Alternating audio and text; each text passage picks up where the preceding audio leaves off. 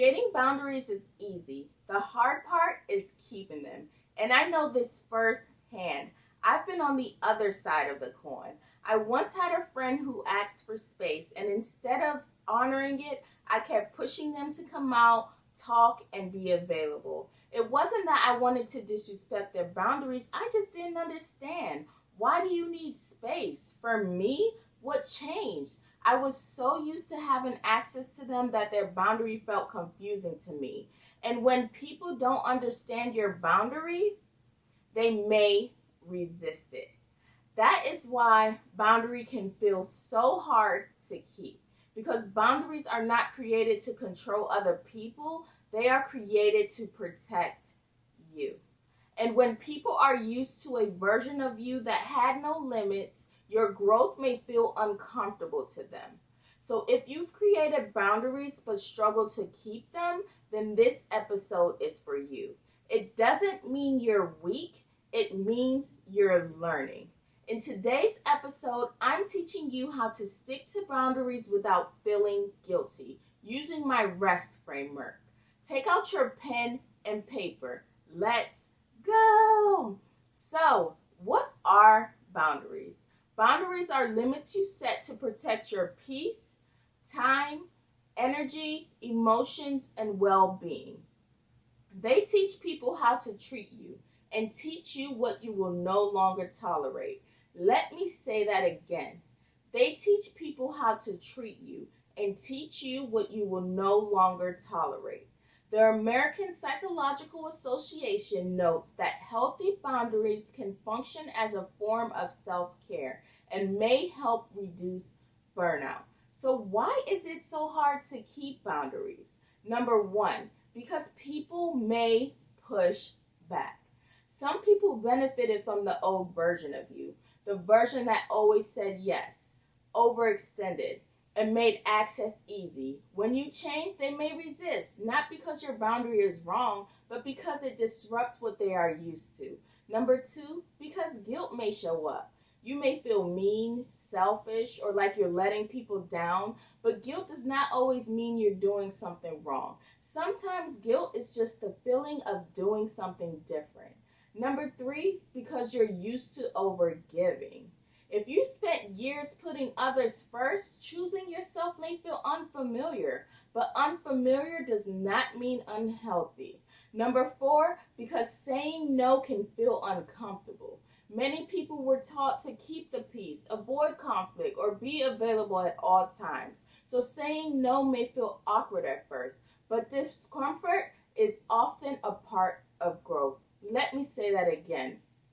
Discomfort is often a part of growth. So here are 4 easy ways to stick to your boundaries using my REST framework.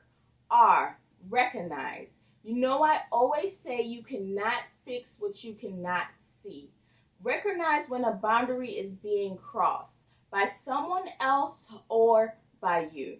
Because sometimes we can be the ones ignoring our own limits. Pay attention to signs like resentment, exhaustion, anxiety, or frustration. Those feelings may be telling you something needs to change.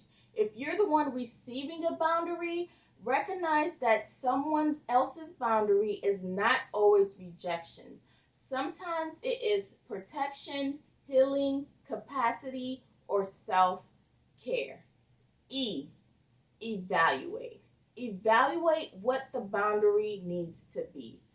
Ask yourself, what feels draining right now? What do I need more of? What do I need less of? What am I saying yes to that I need to be saying no to? Clarity helps boundaries become easier to communicate. If you're the one receiving a boundary, evaluate your reaction. Ask yourself, why does this boundary upset me? Am I expecting access that was never guaranteed? Can I honor their need without making it about me? S, shift. Shift your behavior to match the boundary. A boundary without action is only a suggestion. Examples. Stop over-explaining.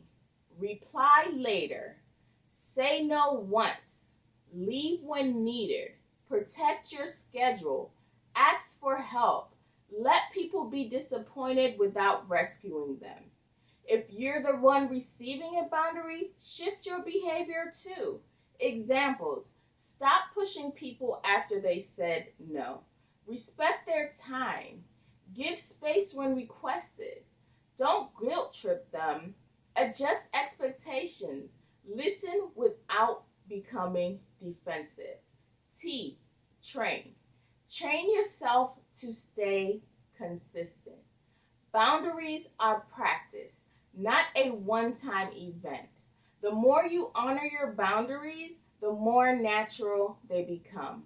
Consistency teaches others that your boundary is real, and it teaches you that your needs matter too. If you're the one receiving a boundary, train yourself to respect limits without needing to fully agree with them. You do not need to feel guilty for protecting your peace. Let me say that again.